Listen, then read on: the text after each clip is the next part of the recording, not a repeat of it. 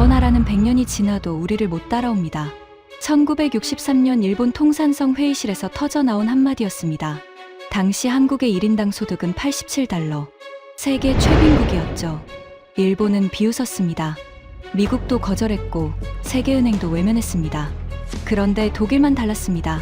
사람을 담보로 돈을 빌려주겠다는 한국의 제안을 받아들인 겁니다. 60년이 지난 지금 일본은 삼성 부품 없이는 제품 하나 만들지 못합니다. 도대체 그 사이에 무슨 일이 벌어진 걸까요? 일본이 처참하게 틀린 이유 지금 공개합니다. 시작하기 전 구독과 좋아요 그리고 대한민국 화이팅 댓글로 한국을 응원해주세요. 도쿄의 하늘이 붉게 물들어가고 있었습니다. 저는 창가에 앉아 그 노을을 바라보고 있었죠. 89년을 살아오면서 수많은 석양을 봤지만 오늘따라 유독 그 붉은 빛이 제 가슴을 무겁게 눌렀습니다. 이시카와 켄지. 그게 제 이름입니다. 한때 일본 통산성에 촉망받는 관료였고 한국 담당 과장으로서 수많은 보고서를 작성했던 사람이죠. 지금은 그저 지팡이 없이는 걷기도 힘든 노인이 되었습니다. 현관문이 열리는 소리가 들렸습니다. 손자 켄타였죠. 32살, 일본 굴지의 전자회사에서 근무하는 젊은이입니다. 그런데 오늘 그 아이의 표정이 심상치 않았습니다. 평소의 활기찬 모습은 온데간데 없고 마치 세상이 무너진 사람처럼 어깨가 축 처져 있었죠. 할아버지. 켄타가 저를 불렀습니다. 목소리에 힘이 없었죠. 무슨 일이냐? 저는 천천히 몸을 돌려 손자를 바라봤습니다. 켄타가 소파에 털썩 주저앉으며 한숨을 내쉬었죠. 회사가 난리예요. 무슨 난리? 켄타가 고개를 떨구며 말했습니다. 삼성이요. 삼성 배터리 공급이 3개월째 지연되고 있어요. 이대로 가면 우리 회사 라인 절반이 멈춰요. 저는 잠시 말을 잃었습니다. 삼성. 그 이름이 제 가슴을 후벼 팠습니다. 60년 전 저는 그 나라를 어떻게 평가했던가요? 대체가 안 돼요? 제가 물었습니다. 켄타가 고개를 저었죠. 안 돼요. 품질도 그렇고 가격도 그렇고 공급량도 그렇고 삼성 말고는 답이 없어요. 중국산은 품질이 안 되고 일본산은 가격이 안 맞고. 켄타가 주먹으로 무릎을 쳤습니다. 미치겠어요. 우리가 왜 한국 회사 눈치를 봐야 해요?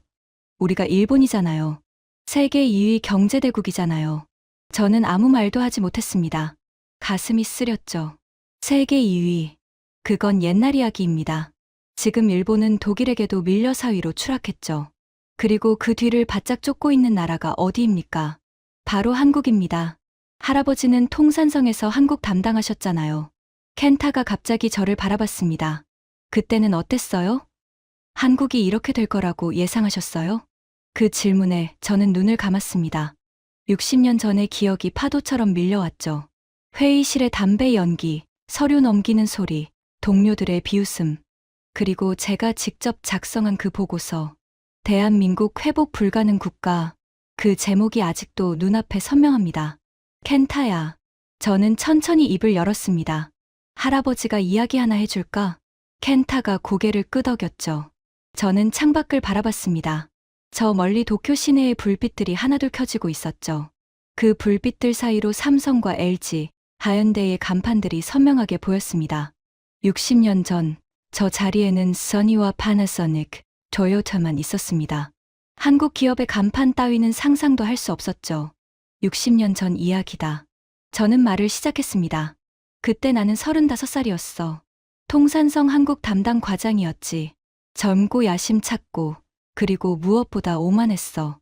켄타가 조용히 듣고 있었습니다. 그때 한국이 어땠는지 아니? 1인당 국민소득 87달러, 실업률 47%, 외환보유고는 사실상 제로. 세계에서 가장 가난한 나라 중 하나였어. 저는 손가락으로 숫자를 세며 말했습니다. 아프리카 최빈국들과 비슷한 수준이었지. 우리 일본이 35년간 지배했던 나라야. 우리가 떠나고 나서 전쟁까지 겪었으니 남은 건 폐허뿐이었어. 켄타가 물었습니다. 그래서 어떻게 하셨어요? 저는 쓴웃음을 지었습니다. 비웃었지. 모두가 비웃었어. 저 나라는 영원히 못 일어난다고. 100년이 지나도 우리를 따라잡지 못할 거라고. 창밖에 삼성 간판이 유난히 밝게 빛나고 있었습니다. 그게 내 인생 최대의 오판이었어. 그날을 저는 평생 잊지 못합니다. 봄이 막 시작되던 무렵이었죠. 도쿄 가스미가세키의 통산성 본관 3층 회의실. 창밖으로 벚꽃이 흩날리고 있었지만 회의실 안의 분위기는 싸늘하기 그지없었습니다. 테이블에는 12명의 관료들이 둘러앉아 있었죠. 야마모토 차관이 상석에 앉았고 미우라 국장이 그 옆에 있었습니다. 저는 말석에서 서류를 정리하고 있었죠. 오늘 안건은 한국 문제입니다. 야마모토 차관이 입을 열었습니다. 회의실에 긴장감이 감돌았죠. 한국 정부가 또 차관을 요청했습니다. 경제개발 자금이 필요하다고 합니다. 미우라 국장이 코웃음을 쳤습니다. 또요? 지난번에도 거절했잖습니까? 그렇습니다. 하지만 이번에는 미국과 세계은행에서도 거절당한 모양입니다. 마지막으로 우리에게 손을 내민 겁니다. 야마모토 차관이 저를 바라봤습니다. 이시카와 과장. 한국 현황 보고해보게. 저는 자리에서 일어났습니다. 손에 들린 서류가 묵직하게 느껴졌죠. 한국 경제 현황 보고 드리겠습니다. 저는 첫 번째 페이지를 펼쳤습니다. 1인당 국민소득 87달러입니다. 회의실이 술렁였습니다. 87달러요? 누군가 되물었죠. 네. 아프리카 최빈국인 에티오피아가 52달러, 차드가 67달러입니다. 한국은 그들보다 조금 나은 수준입니다. 저는 다음 페이지로 넘겼습니다. 실업률 47%. 일할 수 있는 사람 10명 중 5명이 일자리가 없습니다. 외환보유고는 3천만 달러 수준으로 두 달치 수입 대금도 감당하기 어려운 상황입니다. 미우라 국장이 고개를 저었습니다. 처참하군. 산업 기반도 전무합니다. 제대로 된 공장이 없습니다. 수출품이라고 해봐야 오징어와 김, 가발 정도입니다. 제조업 비중은 14%에 불과합니다. 저는 서류를 덮으며 결론을 내렸습니다. 종합평가입니다. 대한민국은 회복 불가능 국가로 분류됩니다. 회의실이 조용해졌습니다. 모두가 제 보고에 고개를 끄덕이고 있었죠. 야마모토 차관이 담배에 불을 붙이며 말했습니다. 우리가 35년간 지배한 나라야. 구석구석을 다 알지. 자원도 없고 기술도 없고 자본도 없어. 저 나라가 일어설 수 있는 방법은 없어. 미우라 국장이 동조했습니다. 게다가 지금 정치 상황을 보십시오. 군사 쿠데타로 들어선 정권입니다. 얼마나 갈지도 모릅니다. 저런 불안정한 나라에 돈을 빌려주는 건 미친 짓입니다. 회의실 여기저기서 동의하는 목소리가 흘러나왔습니다. 차관 거절이 맞습니다. 빌려줘봤자 못 갚습니다. 아까운 돈 낭비입니다. 야마모토 차관이 테이블을 손바닥으로 탁 쳤습니다. 결정하지. 한국 차관 요청, 거절이야. 서기가 회의록에 기록했습니다. 저도 제 노트에 적었죠. 한국 차관 요청 거절. 그때 사토 국장이 입을 열었습니다. 그런데 차관님, 한국 정부가 재미있는 제안을 했다고 합니다. 재미있는 제안? 네. 광부와 간호사를 파견하겠다고 합니다. 그들의 임금을 담보로 차관을 받겠다는 겁니다. 회의실이 한순간 얼어붙었습니다. 그리고 터져나온 것은 웃음이었습니다. 뭐라고요? 사람을 담보로? 하하, 세상에 그런 나라가 어디 있습니까? 야마모토 차관이 눈물을 닦으며 웃었습니다. 사람을 담보로 돈을 빌리겠다. 저게 나라입니까? 저건 구걸이야, 구걸. 미우라 국장이 테이블을 치며 웃었습니다. 광부, 간호사. 그래봤자 얼마나 되겠습니까? 월급 몇 푼으로 뭘 하겠다는 겁니까? 저도 따라 웃었습니다. 어이가 없었거든요.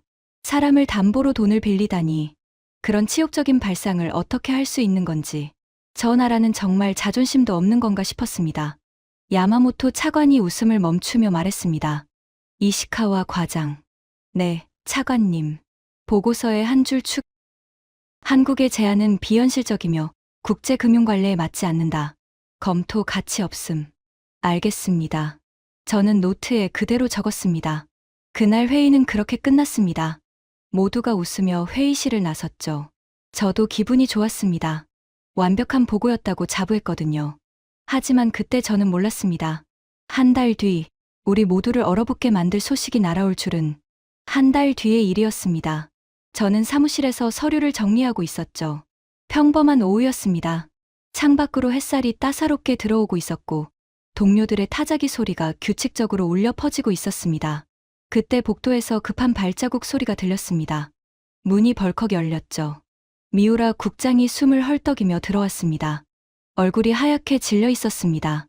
이시카와 과장, 국장님, 무슨 일입니까? 미우라 국장이 손에 들린 전문을 테이블 위에 내던졌습니다. 이거 봐. 저는 전문을 집어들었습니다. 외무성에서 온 긴급 전문이었죠. 내용을 읽는 순간 저도 숨이 멎는 것 같았습니다. 서독 정부가 한국에 차관을 승인했다. 그래, 미쳤어. 저 독일놈들이 완전히 미쳤어. 미우라 국장이 소리쳤습니다.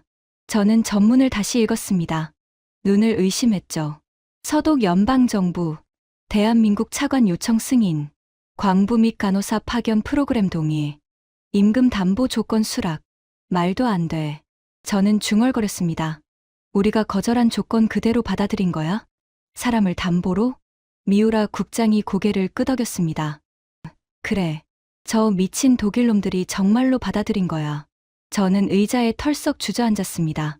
이해가 안 됐습니다. 도저히 이해가 안 됐어요. 미국도 거절했습니다. 세계은행도 거절했습니다. 우리 일본도 거절했습니다. 그런데 독일이 그것도 저 치욕적인 조건을 그대로 수락하면서? 왜? 저는 물었습니다. 왜 독일이 저런 결정을 했습니까? 미우라 국장이 고개를 저었습니다. 나도 몰라. 하지만 분명한 건 저 독일놈들이 미쳤다는 거야. 돈을 그냥 버리겠다는 거지. 그날 오후 긴급 회의가 소집됐습니다. 야마모토 차관이 상석에 앉았습니다. 표정이 굳어 있었죠. 다들 소식 들었겠지. 아무도 대답하지 않았습니다. 독일이 한국에 차관을 승인했어. 우리가 비웃었던 그 조건 그대로. 야마모토 차관이 담배에 불을 붙였습니다. 손이 미세하게 떨리고 있었죠. 솔직히 말해서 당황스러워. 독일이 저런 결정을 할 줄은 몰랐어.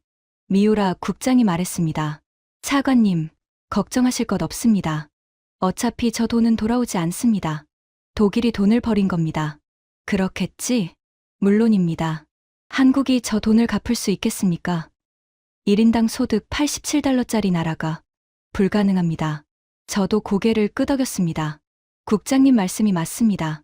한국은 회복 불가능 국가입니다. 독일이 아무리 도와줘도 안 됩니다. 저 나라의 한계는 정해져 있습니다.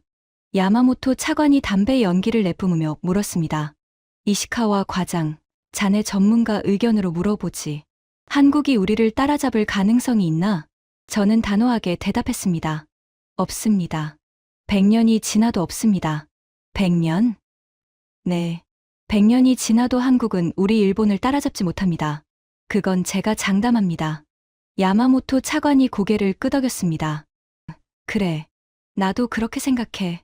저 나라는 한계가 있어. 우리가 35년간 지배하면서 속속들이 알아. 민족성 자체가 산업화에 맞지 않아. 회의실에 동조하는 목소리가 흘러나왔습니다. 차관님 말씀이 옳습니다. 저 나라는 영원히 농업국가로 남을 겁니다. 독일이 돈 버리는 걸 지켜보면 됩니다. 저는 그때 정말로 그렇게 믿었습니다. 한국은 영원히 못 일어난다고. 100년이 지나도 우리를 따라잡지 못한다고. 독일의 결정은 미친 짓이라고. 회의가 끝난 뒤 저는 사무실로 돌아왔습니다. 책상 위에는 제가 작성한 보고서가 놓여 있었죠. 대한민국 회복 불가능 국가. 저는 그 보고서를 바라보며 쓴웃음을 지었습니다. 독일이 미쳤군. 저 거지나라에 돈을 빌려주다니. 사람을 담보로 받다니. 세상에 그런 어리석은 결정이 어디 있어. 저는 보고서 마지막 페이지에 한 줄을 추가했습니다. 서독의 차관 승인은 중대한 정책 실패로 기록될 것임. 대한민국의 경제 회복 가능성은 0%에 가까움. 그렇게 적고 나니 마음이 편해졌습니다. 저는 완벽하게 옳았다고 생각했거든요. 창밖으로 해가 지고 있었습니다.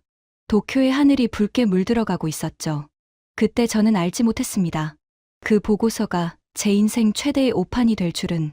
60년 뒤 제 손자가 삼성 부품 없이는 제품을 만들지 못해 절망하게 될 줄은. 저 창밖 하늘 아래 한국이라는 나라가 어떤 기적을 만들어낼 줄은. 저는 그저 비웃고 있었습니다.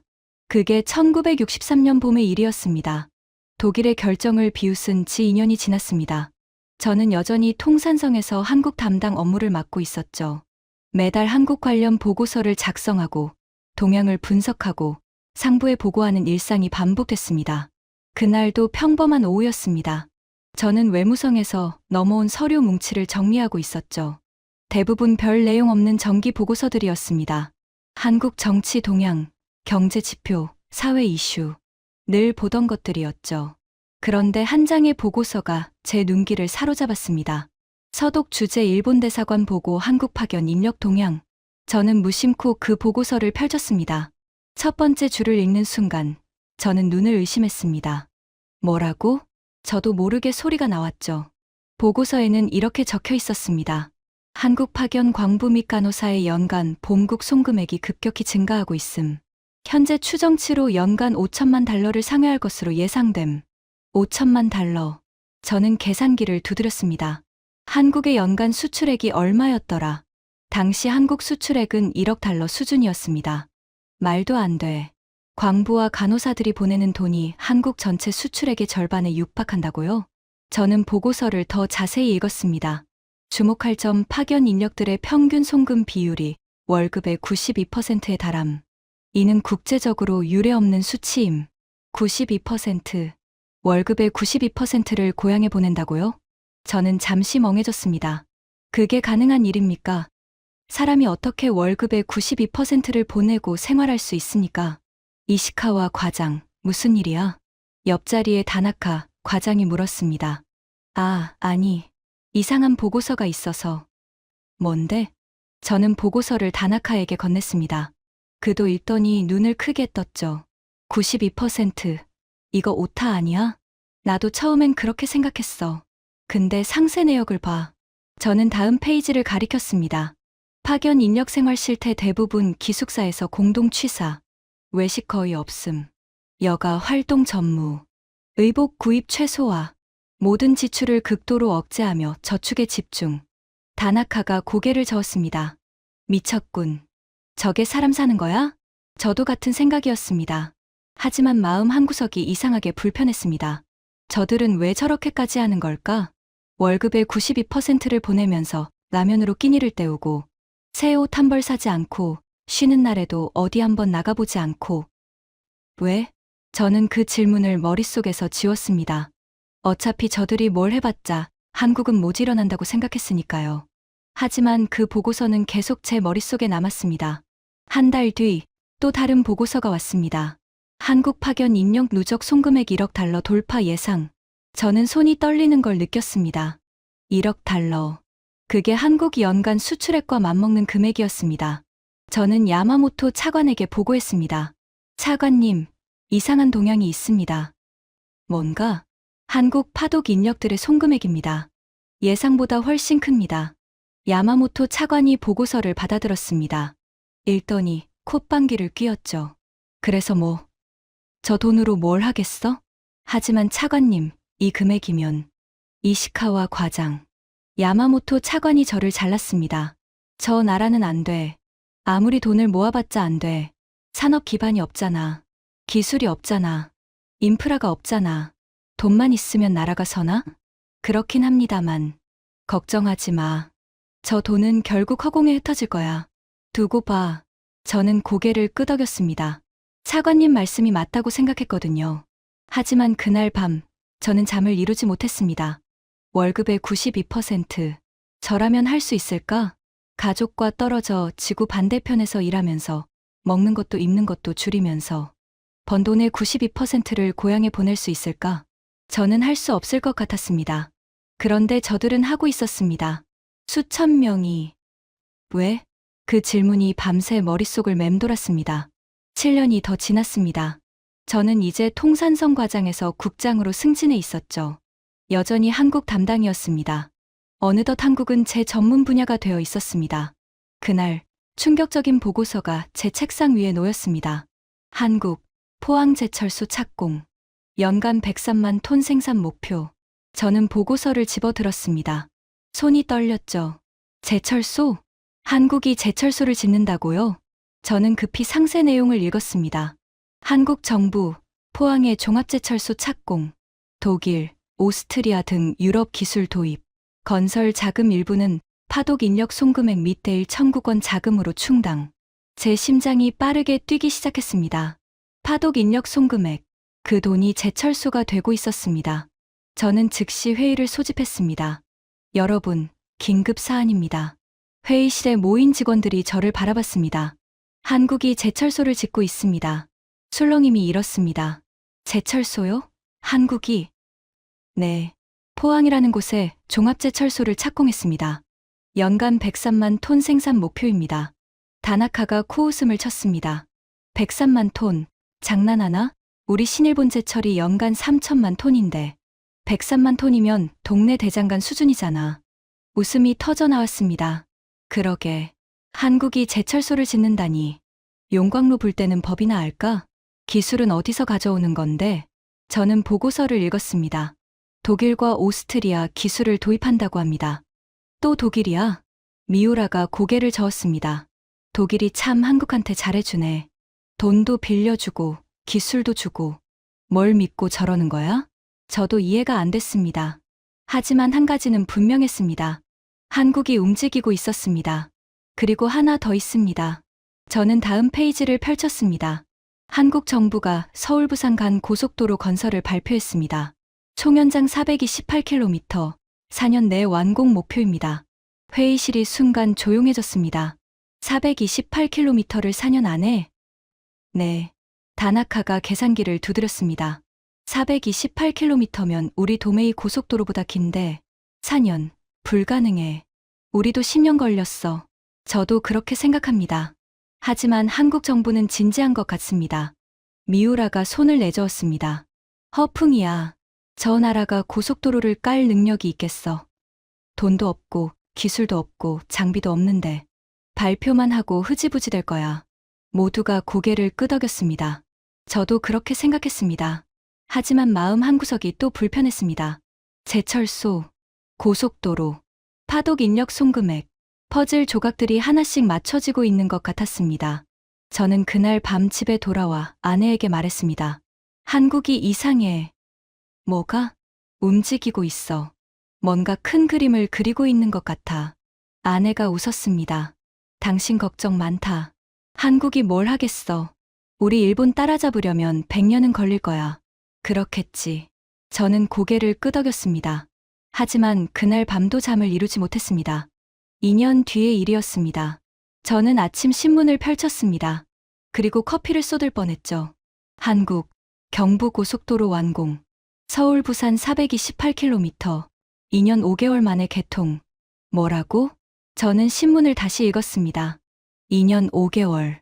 4년도 안 되는 시간에 428km 고속도로를 완공했다고요? 저는 급히 통산성으로 출근했습니다. 사무실은 이미 난리가 나 있었죠. 이시카와 국장, 이거 봤습니까? 다나카가 신문을 흔들며 달려왔습니다. 봤어. 믿기 어렵군. 어떻게 이게 가능합니까? 우리 도메이 고속도로는 346km 짓는데 10년 걸렸는데 저들은 428km를 2년 반 만에. 저도 이해가 안 됐습니다. 추가 정보 있어? 네. 주한 대사관에서 보고가 왔습니다. 다나카가 서류를 건넸습니다. 저는 읽기 시작했죠. 경부고속도로 건설 과정 보고 한국 정부는 군 공병대와 민간 건설사를 총동원하여 24시간 3교대 작업을 실시. 작업 인력 연인원 892만 명 투입. 사망자 77명 발생해도 공사 중단 없이 강행. 892만 명. 77명 사망. 저는 숫자들을 바라봤습니다. 미쳤군. 네. 완전히 미쳤습니다. 사람을 갈아 넣은 겁니다. 그래도 됐잖아. 저는 중얼거렸습니다. 다나카가 저를 바라봤죠. 네. 됐다고. 완공했다고. 방법이 어쨌든 결과는 나왔잖아. 저는 창밖을 바라봤습니다. 뭔가 잘못됐다는 생각이 들었습니다. 우리는 계속 한국을 비웃어왔습니다. 못할 거라고, 안 될 거라고. 하지만 저들은 하고 있었습니다. 하나씩 하나씩 해내고 있었습니다. 파독 인력 송금, 포항 제철 착공, 경부고속도로 완공. 저는 회의를 소집했습니다. 여러분, 한국을 재평가해야 할 것 같습니다. 회의실이 술렁였습니다. 재평가요? 왜요? 경부고속도로 건설 속도를 보십시오. 저들은 분명히 뭔가 다릅니다. 미우라가 고개를 저었습니다. 이시카와 국장, 너무 과대평가하시는 거 아닙니까? 고속도로 하나 깔았다고 뭐가 달라집니까? 인프라가 달라집니다. 물류가 달라집니다. 서울과 부산이 하루 생활권이 됐습니다. 이게 어떤 의미인지 아십니까? 미우라가 대답하지 못했습니다. 저는 말을 이었습니다. 한국은 지금 뭔가를 준비하고 있습니다. 제철소를 짓고 고속도로를 깔고 인프라를 구축하고 있습니다. 저들이 뭘 하려는 건지 파악해야 합니다. 회의실이 조용해졌습니다. 야마모토 차관이 입을 열었습니다. 그는 이제 퇴임을 앞두고 있었죠. 이시카와 국장. 네, 차관님. 자네 생각이 맞을 수도 있어. 한국이 움직이고 있는 건 사실이야. 그렇습니다. 하지만 한 가지는 분명해. 야마모토 차관이 담배에 불을 붙였습니다.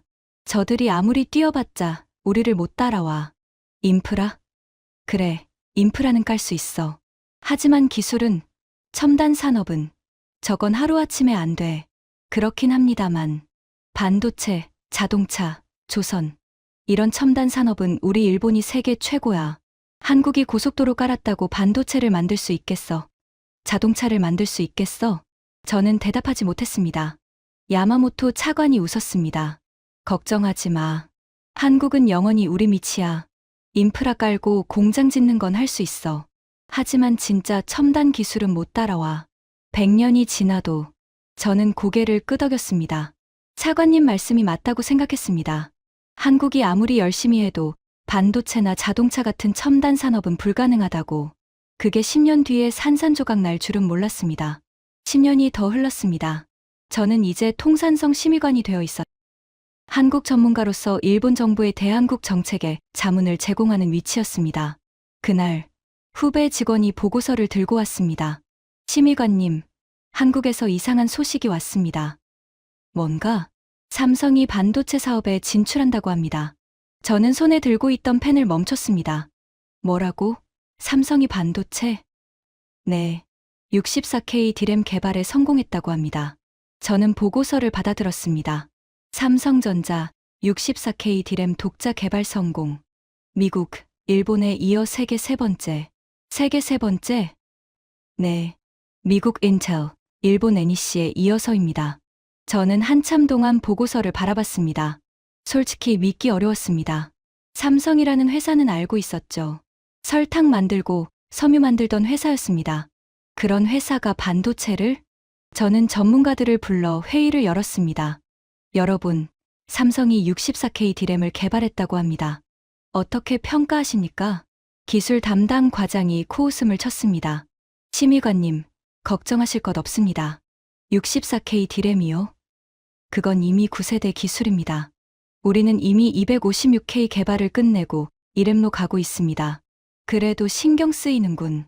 삼성이 뭘 알겠습니까? 반도체가 설탕 만들듯이 되나요? 장난감 수준일 겁니다. 연구실에서 샘플 몇 개 만든 거겠죠. 다른 직원이 동조했습니다. 맞습니다. 반도체는 아무나 못합니다. 수십 년간 축적된 기술과 경험이 필요합니다. 한국이 하루아침에 따라잡을 수 없습니다. 저도 그렇게 생각했습니다. 반도체는 일본이 세계 최고였습니다. NEC, 도시바, 히타치. 이 세 회사가 세계 시장을 지배하고 있었죠. 한국 회사가 끼어들 틈이 없었습니다. 삼성 반도체, 장난감 수준으로 분류합니다. 위협, 요소 없음. 저는 그렇게 보고서를 작성했습니다. 하지만 1년 뒤 다시 보고서가 왔습니다. 삼성, 256K 디램 개발 성공. 일본과 격차 6개월로 단축. 저는 불안해지기 시작했습니다. 격차가 6개월? 네. 작년에는 4년 차이였는데 1년 만에 6개월로 줄었습니다. 저는 이 말을 짚었습니다. 뭔가 잘못되고 있었습니다. 2년 뒤 또 보고서가 왔습니다. 삼성, 4M 디램 세계 최초 개발. 일본 추월. 저는 보고서를 바닥에 떨어뜨렸습니다. 추월. 네, 세계 최초입니다. 일본보다 6개월 빨랐습니다. 저는 한동안 말을 잇지 못했습니다. 장난감이라고 했습니다. 9세대 기술이라고 했습니다. 위협, 요소 없다고 했습니다. 그런데 추월당했습니다. 저는 급히 긴급 회의를 소집했습니다. 여러분, 사태가 심각합니다. 삼성이 4M 디램에서 세계 최초를 달성했습니다. 회의실이 얼어붙었습니다. 그게 무슨 말입니까? 우리 NEC가 최고 아닙니까? 아닙니다. 이제 삼성이 최고입니다. 그럴 리가 없습니다. 기술 담당 과장이 벌떡 일어났습니다. 우리가 수십 년간 쌓아온 기술입니다.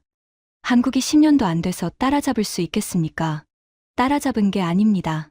저는 냉정하게 말했습니다. 추월했습니다. 회의실이 침묵에 빠졌습니다. 저는 창밖을 바라봤습니다. 60년 전 야마모토 차관의 말이 떠올랐습니다. 100년이 지나도 한국은 우리를 못 따라와. 100년은커녕 20년도 안 됐습니다. 그리고 추월당했습니다. 저는 그제야 깨달았습니다. 우리가 틀렸구나. 처음부터 끝까지 틀렸구나. 그 뒤로 모든 것이 무너지기 시작했습니다. 반도체만이 아니었습니다. 자동차, 조선, 철강, 전자제품. 하나씩 하나씩 한국에게 빼앗기기 시작했죠. 현대자동차가 미국에 진출했을 때 우리는 비웃었습니다. 한국 차가 미국에서 팔리겠어? 1년 안에 철수할 거야. 5년 뒤 현대는 미국 시장에서 토요타를 위협하고 있었습니다. LG와 삼성이 TV 시장에 뛰어들었을 때 우리는 무시했습니다. 한국 TV, 써니를 이기겠어? 꿈도 꾸지 마. 10년 뒤 써니 TV 사업부는 적자에 허덕이고 있었습니다. 삼성과 LG가 세계 1, 2위를 차지했죠. 조선은 어땠습니까? 한국이 조선업에 뛰어들었을 때 우리는 콧방귀를 뀌었습니다. 배 만들기가 쉬운 줄 알아? 우리 미쓰비시가 100년 넘게 쌓아온 기술인데 20년 뒤 현대중공업이 세계 1위가 됐습니다. 미쓰비시 조선은 사실상 문을 닫았죠. 저는 그 과정을 지켜봤습니다. 매년 보고서를 작성하면서 매년 한국이 우리를 따라잡고 추월하는 과정을 기록했습니다. 어느 날 후배 직원이 물었습니다. 심의관님, 왜 이렇게 된 겁니까? 우리가 뭘 잘못한 겁니까? 저는 한참 동안 대답하지 못했습니다. 뭘 잘못했냐고요? 모든 걸 잘못했습니다. 처음부터 끝까지 한국을 무시한 것, 한국의 잠재력을 보지 못한 것, 한국 사람들의 의지를 과소평가한 것. 우리는 오만했어. 저는 결국 입을 열었습니다. 한국을 너무 만만하게 봤어. 35년간 지배한 나라라고, 우리보다 열등한 민족이라고. 그게 우리의 가장 큰 실수였어. 후배가 물었습니다. 그럼 어떻게 해야 합니까? 저는 대답하지 못했습니다. 이미 늦었기 때문입니다. 반도체, 자동차, 조선, TV, 휴대폰. 하나씩 하나씩 빼앗겼습니다. 그리고 깨달았을 때는 이미 너무 늦었습니다. 저는 그의 말 퇴직했습니다. 40년간의 공직 생활을 마감하고 조용히 집으로 돌아왔죠. 아내가 물었습니다. 수고했어요. 후회되는 건 없어요? 저는 창밖을 바라봤습니다. 도쿄 시내에 삼성 간판이 빛나고 있었습니다. 후회. 저는 쓴웃음을 지었습니다. 후회뿐이야. 60년 전으로 돌아갈 수 있다면 그때의 나를 때려주고 싶어. 왜요? 그때 나는 한국을 영원히 모질어날 나라라고 보고서에 썼어. 100년이 지나도 우리를 못 따라올 거라고. 저는 삼성 간판을 바라보며 말했습니다. 그게 내 인생 최대의 오판이었어. 다시 2024년입니다. 저는 손자 켄타에게 60년간의 이야기를 들려주고 있었죠. 창밖으로 도쿄의 밤이 깊어가고 있었습니다. 켄타가 넋을 잃고 듣고 있었습니다. 할아버지, 그래서 지금 이렇게 된 거예요? 저는 고개를 끄덕였습니다. 그래. 우리가 비웃는 사이에 저들은 뛰었어. 우리가 무시하는 사이에 저들은 쌓아 올렸어. 그리고 깨달았을 때는 이미 늦었지. 켄타가 주먹을 불끈 쥐었습니다. 억울해요. 우리 일본이 왜 이렇게 됐어요? 저는 쓴웃음을 지었습니다. 억울하다고? 아니야. 당연한 거야. 당연하다뇨? 저는 천천히 일어나 창가로 걸어갔습니다. 지팡이를 짚으며 한 걸음 한 걸음. 89년을 살아온 몸이 무거웠죠. 창밖을 바라봤습니다. 도쿄 시내 곳곳에 삼성, LG, 하현대의 간판들이 빛나고 있었습니다. 60년 전에는 상상도 할 수 없던 풍경이었죠. 켄타야, 너 지금 세계 반도체 시장 1위가 어딘지 아니? 삼성이요. 한국이요. 메모리 반도체 점유율이 얼마인지 아니? 잘 모르겠어요. 72%야. 켄타가 숨을 들이켰습니다. 72%요? 삼성과 SK 하이닉스, 한국 회사 두 곳이 세계 메모리 반도체의 72%를 만들어. 우리 일본은 몇 퍼센트인 줄 아니? 3%야. 3%. 저는 손가락으로 숫자를 그리며 말했습니다. 1980년대 우리가 80%였어. 세계 반도체 시장의 80%가 일본이었어. NEC, 도시바, 히타치. 이 세 회사가 세계를 지배했지. 그런데 지금은 3%야. 40년 만에 80%에서 3%가 됐어. 저는 창문에 손을 짚었습니다. 유리가 차가웠죠. 배터리는 어때? 전기차 배터리 세계 1위가 어딘지 아니? 중국 CATL이요. 2위는 LG요. 한국이요. 3위는 삼성 SDI요. 역시 한국이요. 그래. 1위부터 5위까지 중국 아니면 한국이야. 일본은 파나소닉이 6위에 간신히 걸쳐 있어. 켄타가 고개를 떨궜습니다. 조선은 세계 조선업 1위가 어딘지 아니? 현대중공업이요. 한국이요. 2위는 삼성중공업이요. 역시 한국이요. 3위는 대우조선해양이요. 또 한국이요. 저는 쓴웃음을 지었습니다. 1위, 2위, 3위 전부 한국이야. 우리 미쓰비시중공업은 어디에도 없어. 사실상 조선업에서 철수했지. 켄타가 주먹으로 허벅지를 쳤습니다. 어떻게 이렇게 됐어요? 우리가 전부 1위였잖아요. 그래, 전부 1위였어. 저는 고개를 끄덕였습니다. 반도체 1위, 배터리 1위, 조선 1위, TV 1위, 휴대폰 1위. 전부 일본이었어. 그런데 지금은 전부 한국이야. 아니, 한국 아니면 중국이야. 왜요? 왜 이렇게 됐어요? 저는 손자를 바라봤습니다. 89년을 살아오면서 수많은 질문을 받았지만 이 질문이 가장 아팠습니다.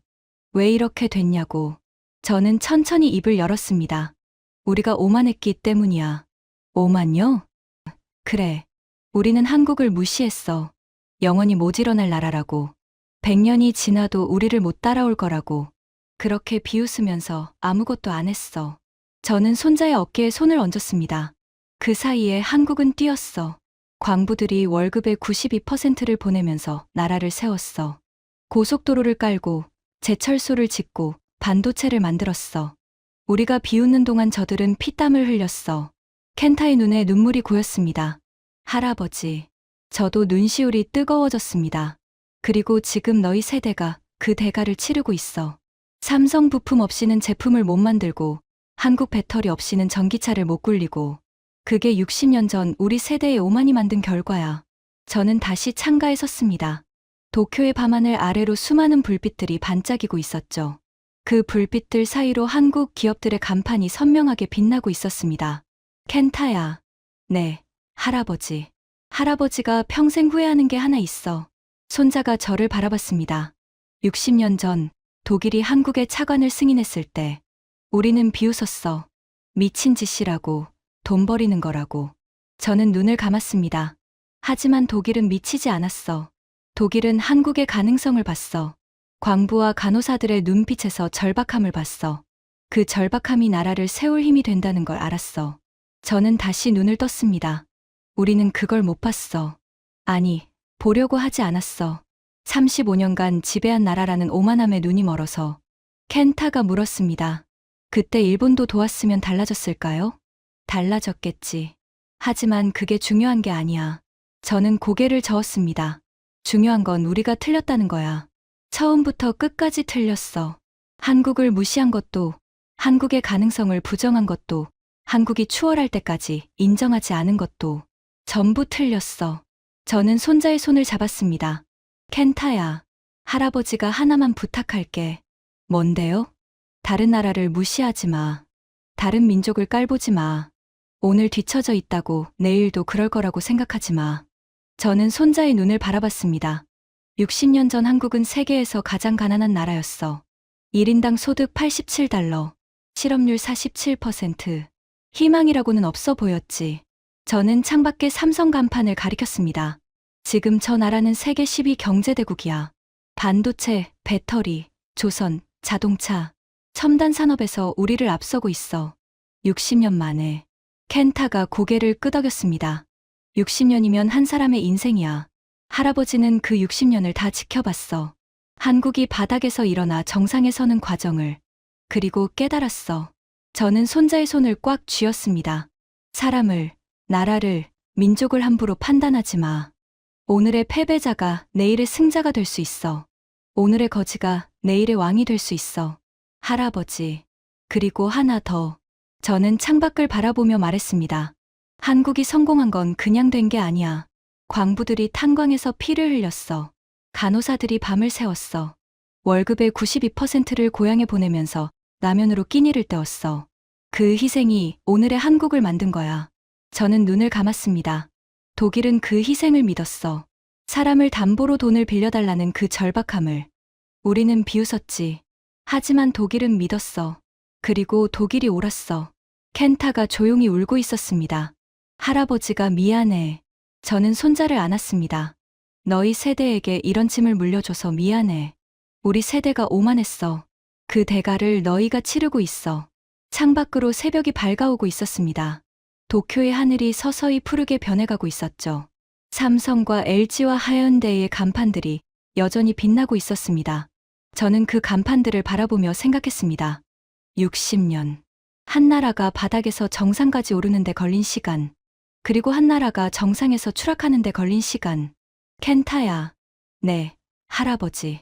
할아버지 인생에서 가장 큰 교훈을 알려줄게. 손자가 저를 바라봤습니다.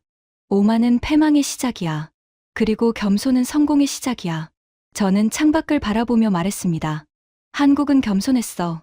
가진 게 없으니까 겸손할 수밖에 없었어. 그 겸손함이 배움이 됐고, 배움이 성장이 됐고, 성장이 역전이 됐어. 저는 손자의 어깨를 두드렸습니다. 우리는 오만했어. 가진 게 많으니까 오만했어. 그 오만함이 안일이 됐고, 안일이 정체가 됐고, 정체가 추락이 됐어. 켄타가 고개를 끄덕였습니다. 알겠어요, 할아버지. 저는 마지막으로 창밖을 바라봤습니다. 새벽 햇살이 도쿄를 비추기 시작했습니다. 한국 기업들의 간판이 햇살을 받아 더욱 선명하게 빛났죠. 저 나라는 100년이 지나도 우리를 못 따라온다. 저는 중얼거렸습니다. 그게 내가 60년 전에 한 말이야. 내 인생 최대의 오판이었지. 저는 쓴웃음을 지었습니다. 100년은커녕 60년 만에 우리를 앞섰어. 그것도 거의 모든 분야에서. 켄타가 물었습니다. 할아버지, 앞으로는 어떻게 될까요? 저는 잠시 생각했습니다. 모르겠어. 하지만 한 가지는 분명해. 뭔데요? 저는 손자를 바라보며 말했습니다. 이제는 우리가 배워야 할 차례야. 한국에게서 저들이 어떻게 바닥에서 일어섰는지, 어떻게 세계 최고가 됐는지, 그걸 배워야 해. 켄타가 고개를 끄덕였습니다. 알겠어요, 할아버지. 저는 창가에서 돌아섰습니다. 89년의 인생이 주마등처럼 스쳐갔죠. 35살의 오만한 관료가 89살의 늙은 참회자가 되기까지 60년이라는 시간. 켄타야. 네, 할아버지 이야기 잘 기억해.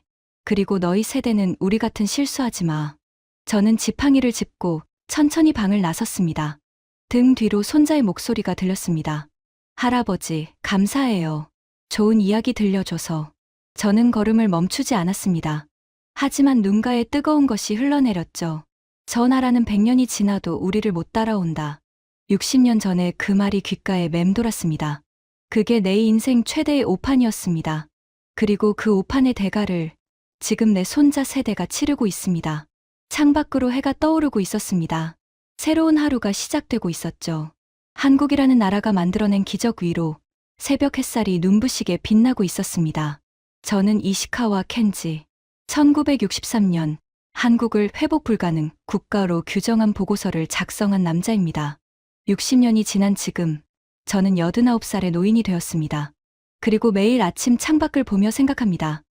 한국, 그 나라의 기적을, 광부들이 탄광에서 흘린 피를, 간호사들이 이역만리에서 흘린 땀을, 월급의 92%를 고향에 보내며 라면으로 끼니를 때운 그 절박함을, 그 절박함이 만들어낸 오늘을. 저는 틀렸습니다. 처음부터 끝까지 틀렸습니다. 하지만 이제라도 인정합니다. 한국, 당신들은 대단합니다. 진심으로. 지금까지 일본 통산성 관료가 60년간 지켜본 대한민국의 기적이었습니다. 87달러의 거지나라가 세계 10위 경제대국이 되기까지 그 중심에는 광부와 간호사들의 희생이 있었습니다. 우리 부모님 세대가 월급의 92%를 고향에 보내며 이뤄낸 기적입니다. 이 자랑스러운 이야기를 주변에 널리 공유해 주세요. 작은 자부심이 큰 힘이 됩니다. 구독과 좋아요도 부탁드립니다. 지금까지 감동테라였습니다. 감사합니다.